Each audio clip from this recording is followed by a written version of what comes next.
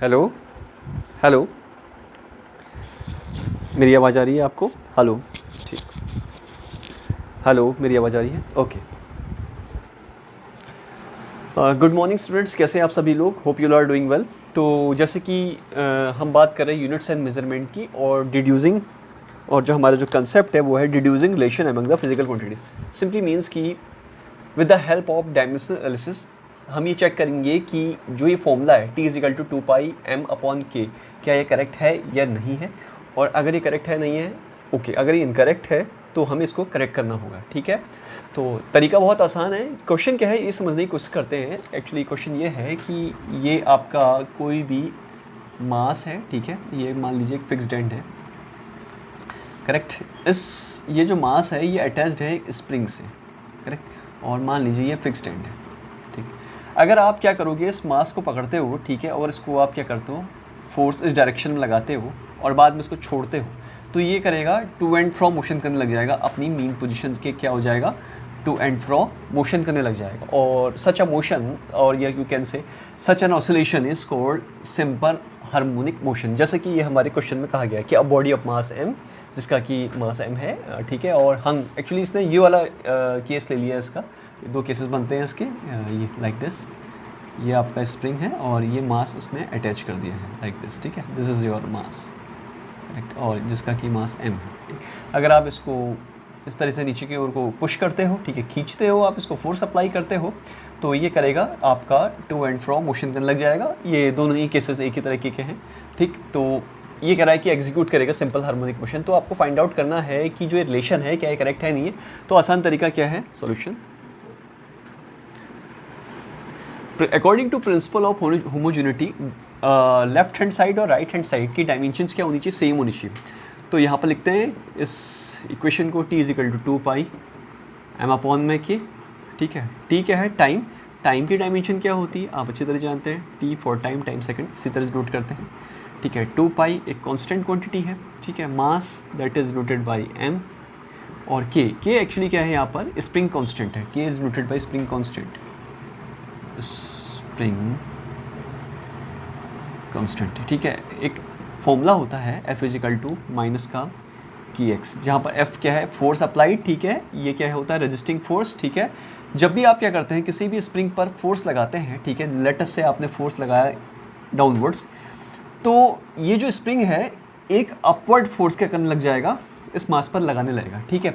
This force, upward force, is called resisting force, ठीक है। और ये रेजिस्टिंग फोर्स क्यों आ रहा है, बिकॉज ऑफ स्प्रिंग, ठीक है। स्प्रिंग का मटेरियल कैसा है, ठीक है। तो जो ये के है that is called your spring constant. तो ये स्प्रिंग टू स्प्रिंग वेरी करता है, नंबर एक चीज़। और ये एफ क्या है, रेजिस्टिंग फोर्स है। एक्स क्या है, डिस्प्लेसमेंट है, ठीक है, एक्स क्या है, डिस्प्लेसमेंट। सपोज ये आपका जो मास, जो स्प्रिंग है जिससे अटैच मास है, अगर आप इसको डाउनवर्ड्स खींचते हो तो इसकी जो नेक्स्ट पोजीशन हो जाएगी वो कुछ इस तरीके से हो जाएगी, ठीक है, लाइक दिस, ठीक है। तो मान लीजिए ये इसकी पोजीशन थी, ठीक है, इनिशियल पोजीशन ये थी, और फाइनल पोजीशन क्या हुई, ये हो गई, ठीक है। लेट अस से ये क्या है आपका डिस्प्लेसमेंट हो गया, मतलब स्प्रिंग क्या हुई, x डिस्टेंस तक खिंच गई है, मतलब डिस्प्लेसमेंट कितना हो गया इसका, x हो गया फ्रॉम दिस मीन पोजीशन। अगर ये मीन पोजीशन बोलो तो मीन पोजीशन से ये x डिस्प्लेस हो गई, ठीक है। तो क्यों हुई, क्योंकि आपने फोर्स की डायरेक्शन क्या है आपके द्वारा, this is F applied. But अब क्या करेगी स्प्रिंग भी, क्या करेगी, एक रेजिस्टिंग फोर्स अप्लाई करेगी, ठीक है। This F is called resisting force, जो कि जिसकी डायरेक्शन क्या हुई, ठीक opposite to this applied force, and that is noted by F।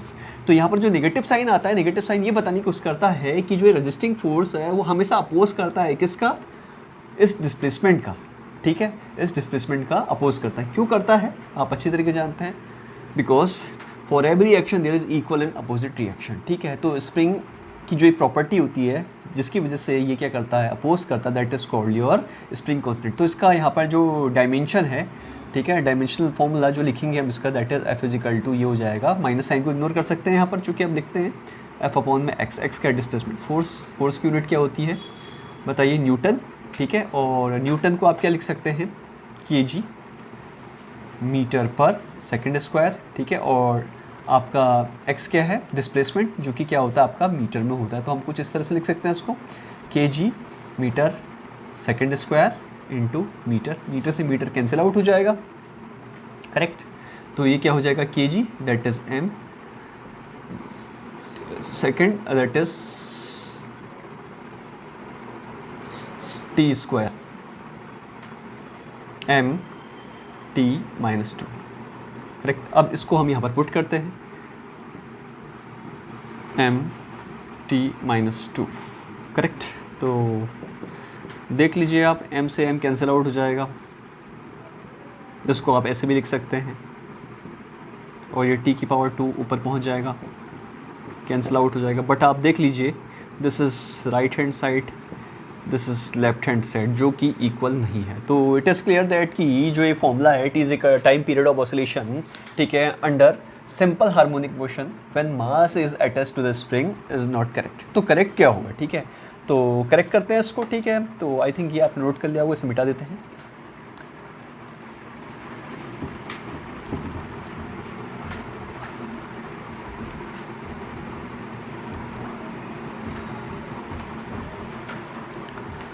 So this is not correct.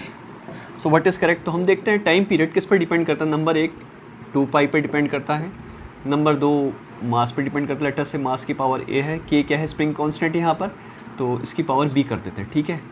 तो हाँ एक्चुअली रुकिए, ये इसको हटा देते हैं फिलहाल के लिए, t is directly proportional to m की पावर a, k की पावर b, ठीक है। अब आप इसको रख सकते हैं, t इज इक्वल टू 2 पाई, क्योंकि प्रोपोर्शनलिटी साइन है, ठीक है। प्रोपोर्शनलिटी साइन को हटाने के लिए कांस्टेंट यूज़ करते हैं, here we use 2 pi, m की पावर a एंड k की पावर b। टाइम, अब यहाँ पर हम क्या करते हैं, according to principle of homogeneity compare करेंगे, ठीक है, बोथ साइड। सो टाइम, इसको ऐसे लिख लेते हैं, m की पावर 0, t की पावर 1 और l की पावर 0 लिख दीजिए, ठीक है। m की पावर 0, t 1, l की पावर 0, क्योंकि m की पावर 0 क्या हो जाएगी 1, l की पावर 0 भी हो जाएगी 1, लाइक दिस। 2 पाई कांस्टेंट है, इग्नोर कर सकते हैं यहाँ पर हम इसको। तो मास m की पावर हो गई a, k, यहाँ पर हमने k की क्या लिखी थी यूनिट, k की यूनिट हमने लिखी थी, this is weight this is f is equal to minus का k x, ये होती kg metre per second square, और माइनस का k मीटर, ठीक है। तो मीटर से मीटर कैंसिल आउट हो जाएगा, ठीक। तो ये हो जाएगा आपका यस। तो k की जो डायमेंशनल फॉर्मूला होगा, k का जो डायमेंशनल फॉर्मूला होगा वो ये होगा, kg second square, that is m t की पावर 2, ठीक है। सो m t की पावर माइनस 2, करेक्ट। तो यहाँ पर लिख लेते हैं k की डायमेंशनल फॉर्मूला क्या होगा, स्प्रिंग कांस्टेंट का डायमेंशनल फॉर्मूला होगा ये m t की पावर माइनस का 2, ठीक है। अब इसको और अरेंज कर लेते हैं, तो m की पावर कितनी हो जाएगी, this is b, a plus b, और t की पावर माइनस 2 की पावर b, ठीक है। नाउ इसको ऐसे लिख लेते हैं हम, m की पावर 0, t की पावर 1 एंड l की पावर 0, तो अब हम क्या करेंगे, कंपेयर करेंगे। Now both side comparing, both side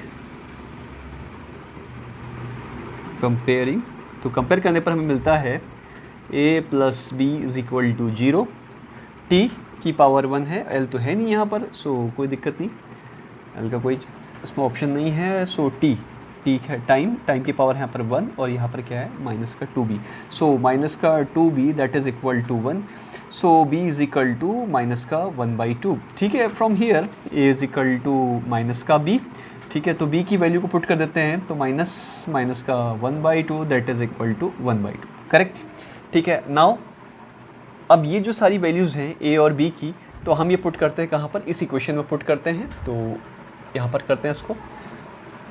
so t is equal to 2 pi m की पावर a, और a की पावर है आपकी 1/2, वेट, m की पावर a और a की पावर है आपकी 1/2, ठीक हो गया। और k की पावर है b, k की पावर है b की पावर है माइनस का 1/2।